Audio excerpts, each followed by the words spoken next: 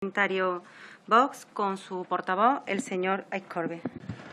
Muchas gracias, señora presidenta. Brevemente, muy brevemente, pues no vamos a reiterar y nos adherimos a las manifestaciones y argumentos vertidos por el señor Oblanca y por la representante del Grupo Ciudadanos. Efectivamente, creemos en una situación anómala, que hay cerca de 22.000 trabajadores que están en una especie de limbo laboral y que es necesario normalizar dicha situación. Sí que es cierto que esa advertencia a la Comisión de Seguimiento de Negociación Colectiva de las Empresas Públicas ha de referirse única y exclusivamente a lo que manifestaba, a lo que se dice en la PNL, en la proposición no de ley, y por lo demás, pues insistir, votaremos a favor de dicha proposición porque nos parece coherente, acaba con cierta intranquilidad, y la intranquilidad y la provisionalidad pues siempre es malo en todo esto. Muchas gracias, señora. Señora Márquez, tiene la palabra ahora por el Grupo Parlamentario Vox, el señor Aizcorbe. Muchas gracias, señora presidenta. Incluso las mejores iniciativas o las que pueden arrojar o parecer con mayor bondad pueden estar al servicio del mal. Lo digo a nivel de hipérbole. Vamos a ver, aquí efectivamente se está hablando de una cuestión de mucho calado y mucha trascendencia. Y la doctrina jurisprudencial así nos lo indican.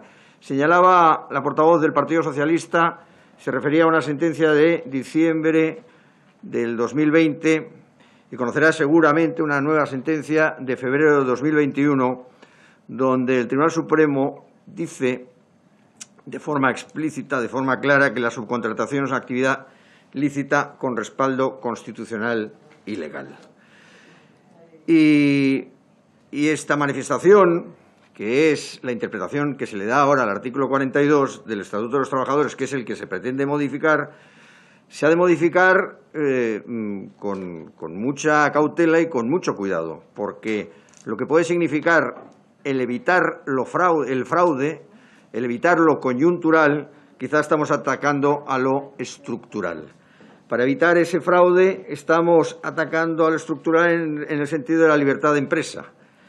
Porque si bien es cierto que hay empresarios sin escrúpulos que son capaces de realizar fraudes para evitar o para reducir costes en perjuicio de los trabajadores, es más cierto que muchas subcontrataciones se hacen en el ámbito de la colaboración, donde incluso las empresas subcontratadas, por tener mayor calidad, tienen mejores condiciones salariales y laborales que la empresa principal. Hay una cuestión básica aquí, que es definir qué es propia actividad. Propia actividad. En estas dos palabras está la cuestión que tenemos que dirimir. Y lo que no podemos hacer es, como ha dicho la portavoz del Partido Socialista, es delimitarlo solo cuando la subcontratación sea necesaria o especializada. Con ello estamos poniendo un tapón a la libre empresa, que es, nos tememos, lo que se pretende en última instancia. Por eso vamos a votar no a dicha proposición no de ley. Muchas gracias, señora presidenta. El parlamentario Vox tiene la palabra su portavoz, el señor Aizcorbe.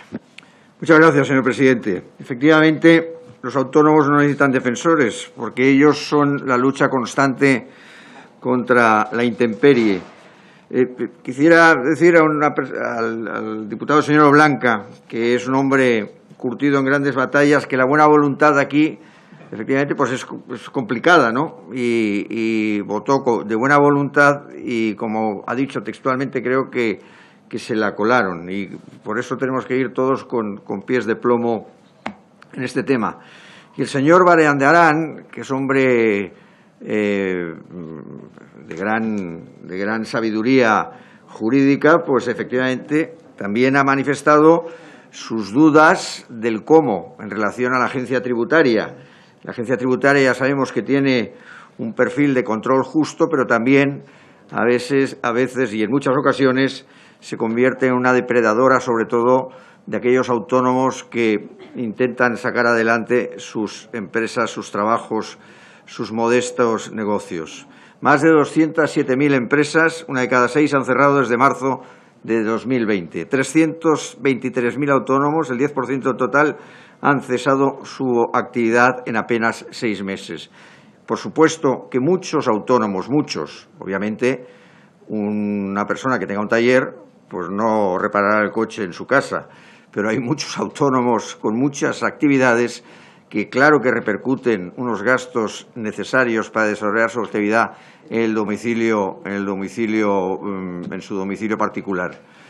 Nosotros compartimos el espíritu de esta proposición no de ley, si bien ya desde el principio éramos partidarios de una indemnización directa, como se ha hecho en otros lugares, que es lo que se tenía que haber hecho cuando a uno le obligan a cerrar su negocio, o indemnizar directamente. Así pues, votaremos con todas esas reservas, porque estamos, obviamente, con los autónomos a favor de esta proposición no de ley. Muchas gracias. Por el Grupo Parlamentario Vox tiene la palabra el señor Azcorbe. Muchas gracias, señor presidente. Brevemente, para decir que vamos a votar a favor de la proposición no de ley presentada por el Partido Popular, con la autoenmienda que ha presentado el propio partido, 31 de diciembre. Yo quisiera hacer un comentario sobre la enmienda presentada por el Partido Socialista, donde nos remitimos siempre a que todo vaya a través de la Comisión de Seguimiento de Medidas de Apoyo, en la cual nosotros realmente pues no creemos, como en muchas comisiones que se han creado ad hoc para marear la perdiz. Pero la señora diputada del Partido Socialista se refería a los socios del Partido Popular en Andalucía, hablando de la ultraderecha. No sé si se refiere a los mismos socios que van a gobernar con ellos en Murcia, porque el partido Vox no gobierna en Andalucía, sino que simplemente apoyó la investidura del actual presidente. Así pues, supongo que se referirá a los nuevos acompañantes que tiene la región de Murcia el Partido Socialista.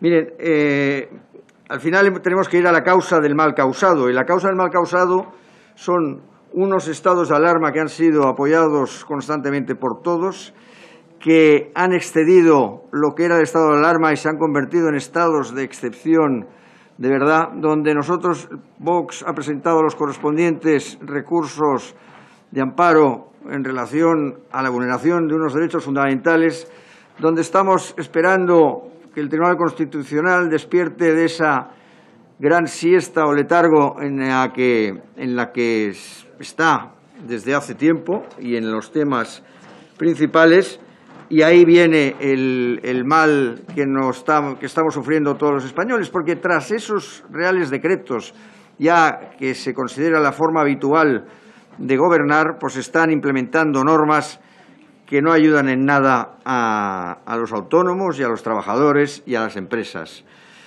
Señor Movellán, no todas las iniciativas a favor de los autónomos las ha presentado el Partido Popular. Nosotros hemos presentado algunas o más también, pero lo digo a efectos de puntualización, que además es constatable.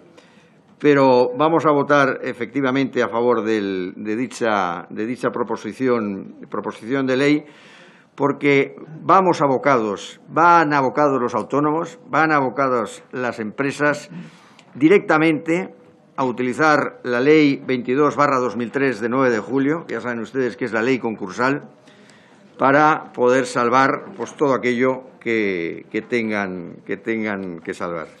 Muchas gracias, señor presidente. Tiene la palabra el señor Azcorbe. Muchas gracias, señor presidente. Vamos a ver, menos mal que era una transaccional esta, porque aquí uno en medio le van cayendo los objetos de un lado a otro, ¿no? Y por un lado se habla de que si la aurora boreal, que si mi abuelo tenía un ciruelo. Mire, señor Barandiarán, sabe mi aprecio por usted en todos los órdenes, menos en el político. Está por aquí, ¿no? Sí. Menos en el político. En lo personal, lo hemos hablado en alguna ocasión, hemos hablado de mi bella EASO de la infancia, ahí en el barrio de Gros, junto al Cursal.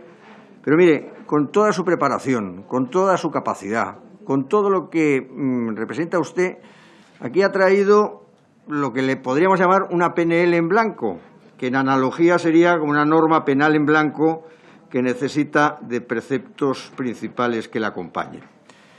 Me da la sensación de que es un artículo donde se dan unas cifras que todos conocemos, donde queremos profundizar en estas cifras y además se pretende que la ministra, a la cual sí que nos gustaría que compareciese, efectivamente, y lo vamos a solicitar formalmente más allá de una enmienda en la proposición no de ley, en la cual se dice qué medidas vamos a tomar o qué medidas se va a tomar por parte del Gobierno pues para acabar con el problema que tenemos de la temporalidad, etcétera, etcétera. Nos olvidamos de lo básico, que aquí lo que necesita España es un cambio estructural radical de nuestro modelo productivo. Y en este cambio estructural de nuestro modelo productivo no es algo que se haga de un día para otro, que necesita tiempo, pero sobre todo necesita ideas claras, ideas importantes. Entendemos que dicha proposición no de ley, que desde el punto de vista de la discusión dialéctica, como he dicho, desde la aurora boreal o mi abuelo tenía un ciruelo, cosas de estas, es interesante, pero que no nos aporta nada. Nos vamos a abstener en la votación de la misma. Muchas gracias, señor presidente. Señor Ruiz Solano. Muchas gracias, señor presidente. Bueno, el Partido Socialista viene a tratar de paliar hoy con esta PNL el problema de la brecha digital. Un problema que es real y que ya teníamos, pero que las circunstancias y el propio Gobierno ha empeorado lanzándose precipitadamente a una administración digitalizada sin haber previsto antes que eran muchas las personas que no iban a poder tener acceso, no solo por un problema de falta de habilidades digitales, por desconocimiento, por discapacidad, sino también por un problema de recursos. Lo hemos visto recientemente y muy claramente con la tramitación del ingreso mínimo vital.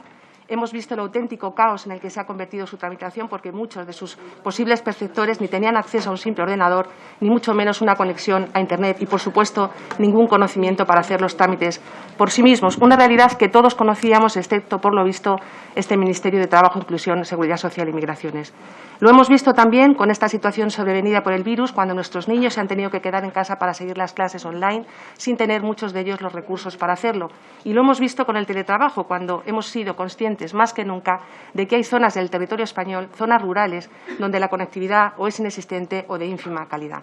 Por tanto, claro que es necesaria la alfabetización digital y claro que es necesario facilitar el acceso a los recursos digitales para evitar desigualdades y, por lo tanto, entendemos que esta PNL para erradicar la brecha digital como elemento determinante de la exclusión social es absolutamente pertinente. Sin embargo, y estando de acuerdo en la necesidad de que el Gobierno trabaje en este sentido, nos parece que se trata de una propuesta redactada en términos muy generales y que aterriza poco en soluciones concretas. Y por esta razón solicitamos al Partido Socialista que, si lo tiene a bien, incorpore las dos enmiendas que le proponemos y que añada a sus puntos de propuesta acciones concretas para dos colectivos, el de los desempleados y el de las personas con discapacidad, que a nuestro juicio sufren especialmente las consecuencias de la brecha digital y que necesitan urgentemente recursos para poder incorporarse al mercado de trabajo, que es la mejor garantía para evitar la exclusión. Los puntos que proponemos son promover cursos de competencias y habilidades digitales en los programas de formación para desempleados y promover cursos de competencias y habilidades digitales en los centros especiales de empleo para así reducir la exclusión social en el colectivo de personas con discapacidad. Proponemos igualmente una mejora técnica suprimiendo el enfoque de género del punto 2 porque entendemos que se trata de un concepto que no debe condicionar ninguna política social, ya que todos somos iguales en derechos y obligaciones ante la ley. Nada más. Muchísimas gracias. Muchas gracias.